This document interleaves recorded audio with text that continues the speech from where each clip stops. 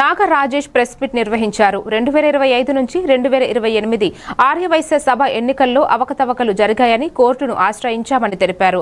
Court ఉత్తర్వుల మేరకు ప్రస్తుతం ఎన్నికైన 24 విభాగాల కమిటీ సభ్యులు తమను బహిరంగంగా ప్రకటించకూడదని ఆదేశాలు జారీ చేశారని వెల్లడించారు.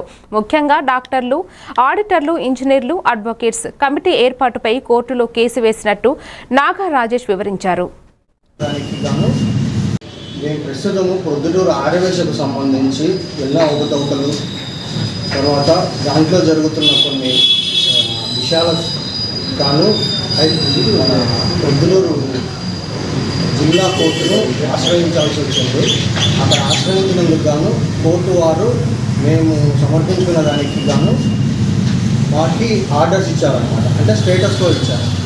సో ఆ విషయాలు ఏంటంటే ప్రొద్దుటూరు ఆర్యవైశ్యకు సభకు సంబంధించి 2025, 2028కి గాను జరిగిన ఎన్నికల్లో సంబంధించిన ఏర్పాటైన నూతన కార్యవర్గం ఏదైతే ఉందో ఆ కార్యవర్గానికి సంబంధించిన ఎటువంటి పబ్లికేషన్ చేసుకోకూడదు. అంటే మేము కార్యవర్గ సభ్యులము అనేసిన ఫోటోలు కానీ ఆ కార్యవర్గ సభ్యులకు సంబంధించిన అందరూ కలిసిన ఫోటోలు కానీ ఎక్కడే కానీ పబ్లిష్ చేసుకోవాలి, ఎటువంటి మీడియాలో కానీ. అది ఒకటి. రెండో పాయింట్ ఏంటంటే ప్రొద్దుటూరు ఆర్యవైశ్యకు సంబంధించిన ఏ